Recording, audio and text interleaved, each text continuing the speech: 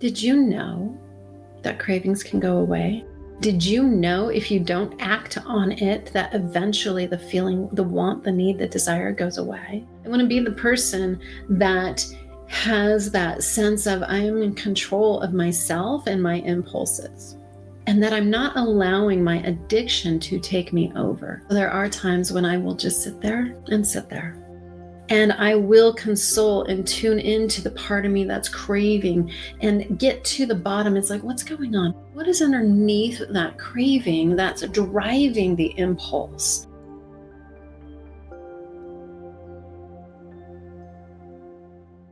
Hello, and welcome back to the Alchemy Transmission, Revealing the Gold Within. My name is Melinda Jacobs. I am your transformation guide. I work with people all around the world, helping them move through and beyond trauma, helping them define what it is they want for themselves, develop the skill sets to get there, and walk the distance with them. Why can't you stop reaching for the snack or your phone or your credit card? Why is it that we have such a deep impulse to do the things that we know are not good for us? That's what we're going to talk about today. So in the Alchemy transmission, we are being in this energy of truth. The idea is that when we are in a frequency and an energy, what it does is it will dissolve the lies, the misinformation, and it will reveal the deeper truth for us. That is the whole point of this podcast, is to just be in that energy of truth. Some of the issues that I work with people around the world is food issues, eating issues, diet, weight loss, relationship with their body, relationship with food. And that's a very complex, complicated journey.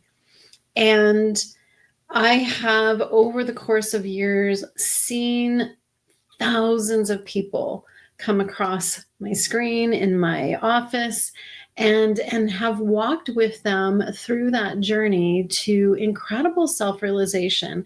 And part of what I do is I consider it a threefold approach. Number one, address the trauma. Number one, we have to be able to help our system off gas some of the reactivity that remains.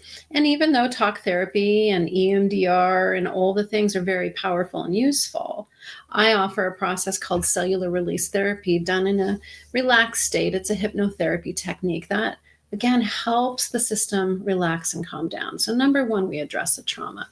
Number two, we need to uplevel skill sets. I believe that every bad habit that we have is its own skill set. Eating for emotional comfort, that's a skill set. Yelling and screaming, trying to get your point across, that's a skill set. Neither one of these are effective. They're not very highly evolved, and they worked for a time. And then at some point, these lower evolved, lower functioning skill sets start to break down and start to backfire on us. And so with emotional eating, the backfire is the obvious: weight gain, decline of health, ultimately illness and dis-ease sets into the system, right? If all you have to express yourself and your anger and your upset is yelling and raging, that's going to start costing you relationships and potentially even jobs, right?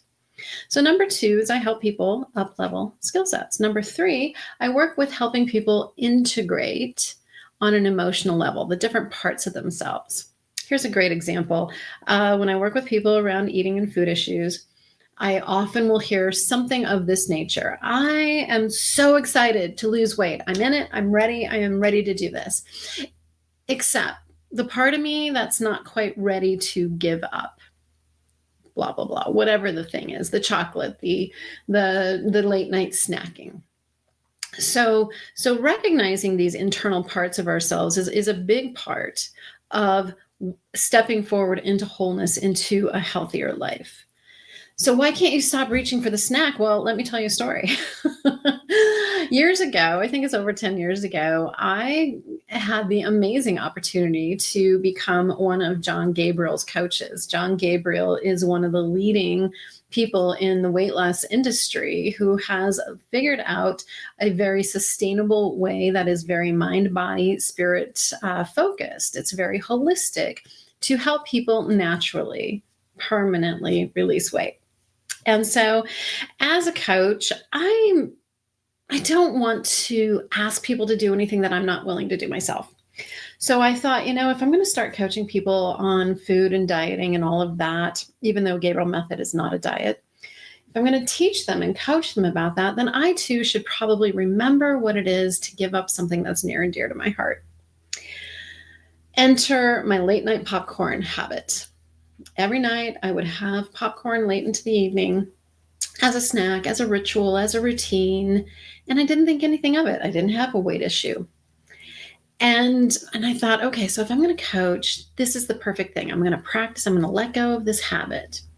And the first night after I made that strong intention, I'm going to give this up, I went straight to the cabinet, got my popcorn, put it in the microwave, cooked it, opened the bag, and then suddenly remembered my intention. I'm like, oh, okay, well, that didn't go so well. Next night, got the popcorn, and I said out loud to myself, why do I need to give up anything? I'm not the one that's got the eating issue right now. And then I got curious, and I'm like, oh, it's on. This is interesting because obviously there's a part of me that's not wanting to give this up. So I decided to practice a technique that I call tempering. And this is based on how steel is strengthened. We strengthen steel by putting it in the flame in the intensity of the heat, and then we take it out and we cool it off real quick. And then we put it back in the flame, heat it up, take it out, cool it off.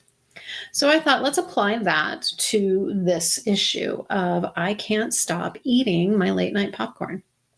So I got a timer and I set it for 30 seconds. I'm like, every night I'm going to eventually have my popcorn because obviously I'm not ready to give it up yet.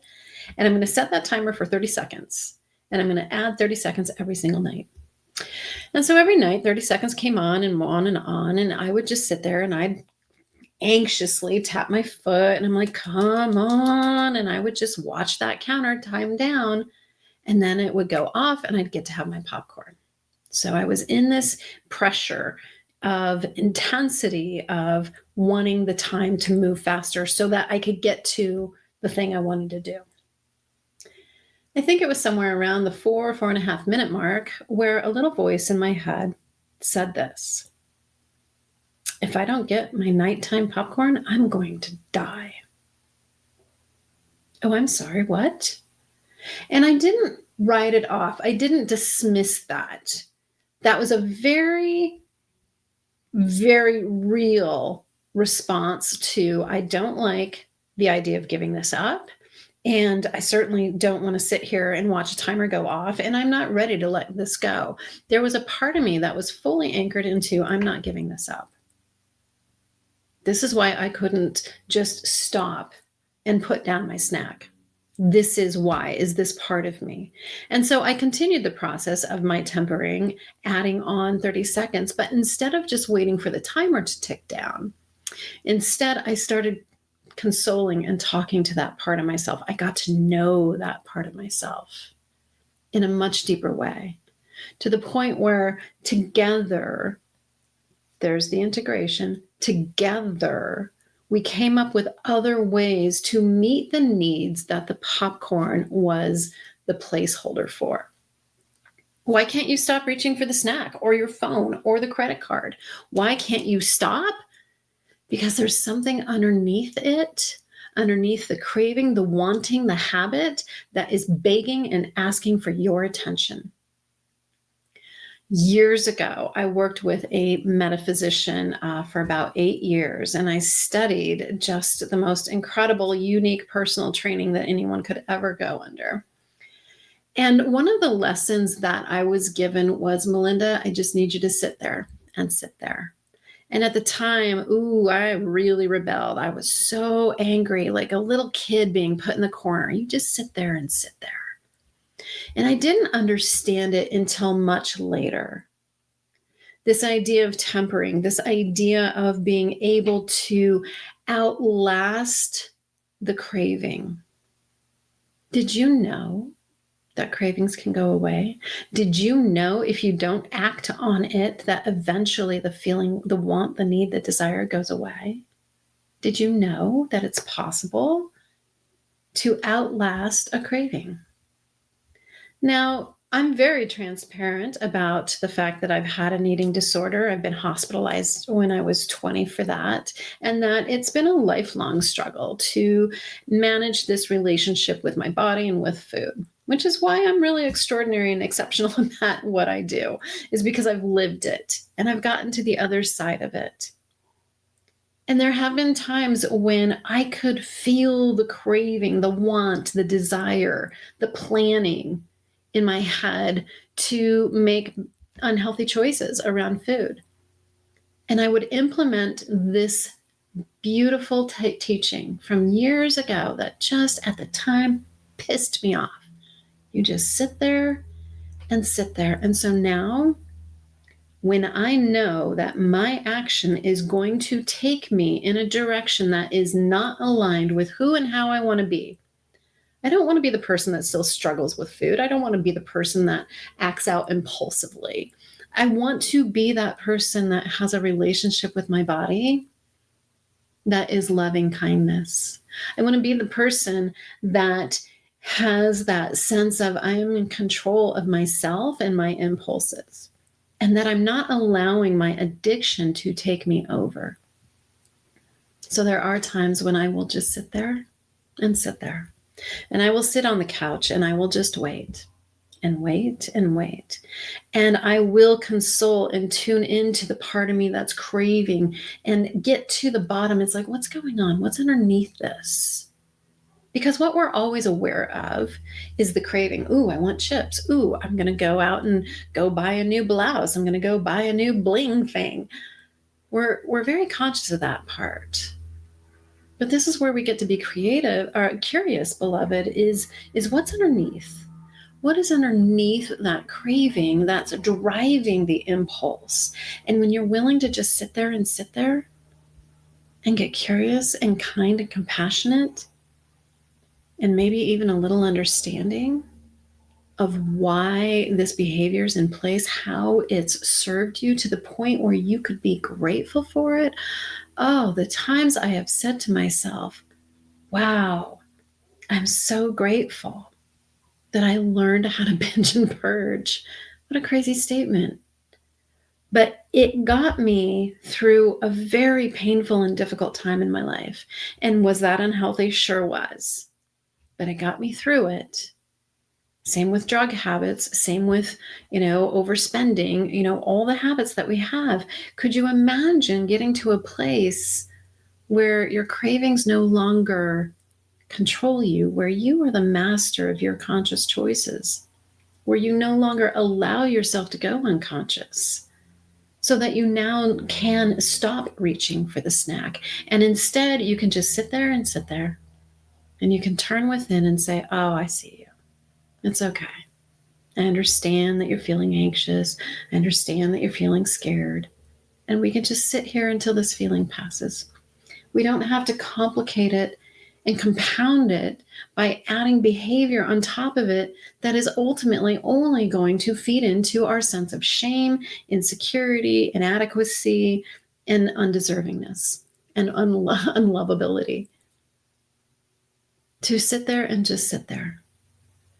To turn within and get curious about who's making these choices. Why is this choice in place? What is it about this habit? How does it serve me? And to get to a place of appreciating it, there's the alchemy. There's the transformation. And you no longer have to fight against that part of yourself. You no longer have to struggle against the habit and feel consumed by it, and then consumed by the shame that comes with acting it out. There's gold within you, beloved. And sometimes we get to that gold by meeting these parts of ourselves that are acting out in unpleasant ways. It's just a lower form of a skill set. It's just not a very evolved skill set, the part of me that learned how to binge and purge. The gold within that is to embrace the part of you that's acting out, to get to that place of understanding as to why it's in place.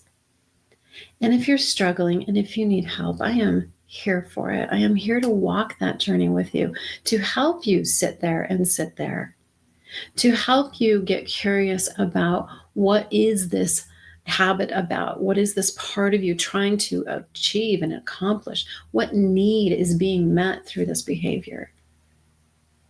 No matter how much you judge that part of yourself, I guarantee you, the beauty that you are, the gold that lives within you, that's ready to be revealed, is waiting for this alchemy to happen. So please reach out. You'll find my contact information in the notes, and I look forward to walking this journey with you.